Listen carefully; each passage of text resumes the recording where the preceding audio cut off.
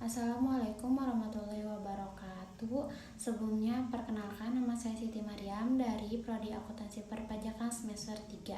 Di sini saya akan memenuhi tugas video presentasi dengan mata kuliah Akuntansi Biaya, dosen pengampu Ibu Dwi Rahayu SEMSI. Di sini saya akan mempresentasikan tentang biaya standar. Di sini ada latar belakang. Di dalam pengendalian biaya pada akuntansi biaya diperlukan patokan atau standar sebagai dasar yang dipakai sebagai tolak ukur pengendalian. Biaya yang digunakan sebagai tolak ukur pengendalian ini disebut biaya standar. Biaya standar digunakan untuk menghitung selisih antara biaya standar dengan biaya sesungguhnya. Kemudian, selisih antara biaya standar dan biaya sesungguhnya tersebut disajikan kepada manajemen untuk dipakai sebagai dasar penentuan harga pokok, sebab selisih yang digunakan untuk mengetahui seberapa efisiensi dan seberapa besar penyimpanan dalam penerapan sistem biaya standar dalam pengendalian biaya produksinya. Nah, di sini ada pengertian biaya standar. Biaya standar adalah biaya ditentukan di muka yang merupakan jumlah biaya yang diharuskan dikeluarkan untuk membuat satu satuan produk atau untuk membiayai kegiatan tertentu. Di bawah asumsi kondisi ekonomi, efisiensi, dan faktor-faktor lain tertentu. Secara umum, biaya didefinisikan sebagai sumber daya ekonomis yang dikorbankan untuk mencapai tujuan atau sasaran tertentu, tetapi di dalam suatu pengambilan keputusan yang berbeda. Di sini juga ada pengertian menurut para ahli. Di sini ada menurut Carter Yusri 2005 153. Biaya standar adalah biaya yang telah ditentukan sebelumnya untuk memproduksi satuan unit atau sejumlah tertentu produk selama satu periode tertentu. Sistem biaya standar dirancang untuk mengendalikan biaya. Jika biaya standar ditentukan realistis, hal ini akan merangsang pelaksanaan dalam melaksanakan pekerjaannya dengan efektif, karena telah mengetahui bagaimana pekerjaan seharusnya dilaksanakan dan pada tingkat biaya berapa pekerjaan tersebut seharusnya dilaksanakan. Next, di sini juga ada prosedur penentuan biaya standar. Dalam prosedur penentuan biaya standar menurut Mulyadi 199.1.419, biaya standar tersebut dibagi menjadi 3 bagian, yaitu biaya bahan baku standar, biaya tenaga kerja standar, dan biaya overhead pabrik standar. Yang pertama di sini ada biaya bahan baku standar atau standar raw material cost. Adalah biaya bahan baku yang seharusnya terjadi untuk membuat satu satuan produk tertentu yang terdiri dari 2 komponen, yaitu yang pertama ada harga bahan baku standar. Yang harga bahan baku standar terdiri dari masukan fisik yang diperlukan untuk memproduksi sejumlah keluaran fisik tertentu atau lebih dikenal dengan nama kuantitas standar. Di sini juga ada harga persatuan per fisik tersebut atau disebut pula harga standar, berupa harga yang diperkirakan akan berlalu di masa yang akan datang, harga yang berlalu pada saat penyusunan standar, dan harga yang diperkirakan akan merupakan harga normal dalam jangka panjang. Yang kedua ada kuantitas bahan baku standar. Kuantitas standar bahan baku dapat ditentukan dengan menggunakan yang pertama ada penyelidikan teknis, yang kedua ada analisis catatan masa lalu dalam bentuk menghitung rata-rata pemakaian bahan baku untuk produk atau pekerjaan yang sama dalam periode tertentu di masa lalu, menghitung rata-rata pemakaian bahan baku untuk produk dalam pelaksanaan yang paling baik dan yang paling buruk di masa lalu, dan yang ketiga menghitung rata-rata dalam pelaksanaan pekerjaan yang paling baik. Di sini masih dalam prosedur penentuan biaya standar. Tadi yang pertama ada biaya bahan baku standar, yang kedua ada biaya tenaga kerja standar atau standar direct labor cost.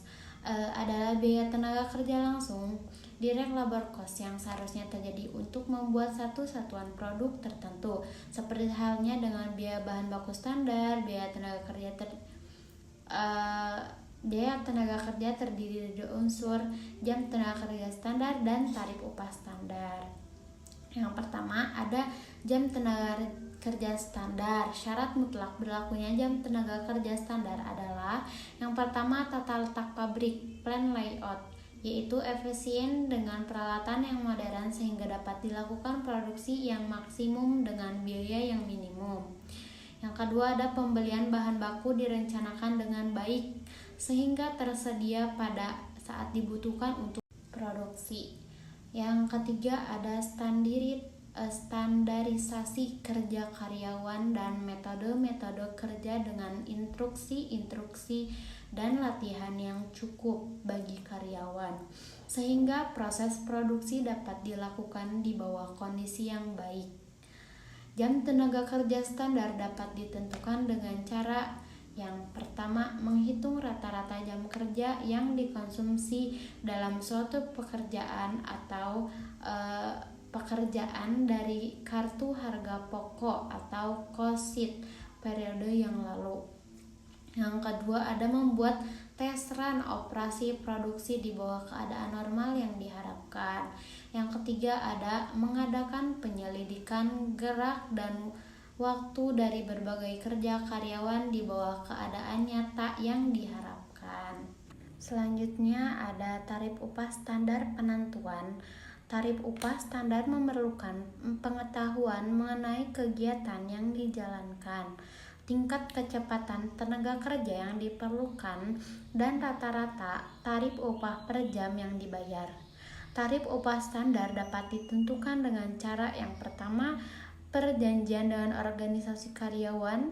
Yang kedua ada data upah masa lalu yang dapat dijadikan sebagai upah standar adalah rata-rata hitung, rata-rata tertimbang, atau median dari upah karyawan masa lalu. Yang ketiga ada perhitungan tarif upah karyawan masa lalu dalam keadaan operasi normal. Nah, selanjutnya juga ada biaya overhead pabrik standar atau standar overhead rate. Biaya overhead pabrik standar ini terdiri dari 1 jam kuantitas standar, kedua ada harga tarif standar. Terlebih dahulu harus ditetapkan berapa besarnya biaya tetap dan biaya variabel sebagai standar. Standar untuk biaya overhead pabrik menggunakan flexible budget. Selanjutnya ada manfaat sistem biaya standar. Yang pertama ada sistem biaya standar dirancang untuk mengendalikan biaya. Yang kedua, sistem biaya standar memberikan pedoman kepada manajemen berapa biaya yang seharusnya untuk melaksanakan kegiatan tertentu. Yang ketiga, sistem biaya standar menyajikan analisis penyimpangan biaya sesungguhnya dan biaya standar. Di sini juga ada kelebihan dan kelemahan sistem biaya standar. Kelebihan sistem biaya standar yang pertama memungkinkan reduksi biaya produk. Yang kedua meningkatkan pengendalian biaya dan evaluasi kerja. Yang ketiga informasi yang lebih baik bagi perencanaan. Di sini juga ada kelemahan sistem biaya standar. Yang pertama, terlalu menekan pada moral. Yang kedua, laporan biaya standar tidak tepat waktu. Yang ketiga, insentif pembentukan persediaan. Yang keempat, ada varian laba favorable dapat saja salah diinterpretasikan. Yang kelima, penekanan pada standar mungkin mengabaikan objek yang penting. Di sini juga ada penyusunan BBB, BTK, dan BOP standar. Ini ada contoh soal dan penyelesaiannya, penyelesaian dan cara perhitungan dan rumus-rumusnya.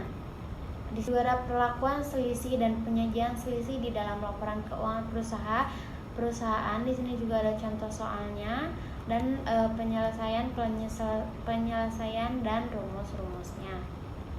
Kesimpulan, biaya standar adalah biaya yang ditentukan di muka yang merupakan jumlah biaya yang seharusnya dikeluarkan untuk membuat satu satuan produk atau untuk membiayai kegiatan tertentu. Secara umum, biaya didefinisikan sebagai sumber daya ekonomis yang dikorbankan untuk mencapai tujuan atau sasaran tertentu Tetapi di dalam suatu pengambilan keputusan yang berbeda, dalam prosedur penentuan biaya standar tersebut dibagi menjadi 3 bagian, yaitu biaya bahan baku standar, yang kedua ada biaya tenaga kerja standar, yang ketiga ada biaya overhead pabrik standar atau juga disebut standar raw material cost, standar direct labor cost, dan standar overhead rate. Mungkin cukup sekian yang dapat saya sampaikan. Mohon maaf bila banyak kekurangan. Wassalamualaikum warahmatullahi wabarakatuh.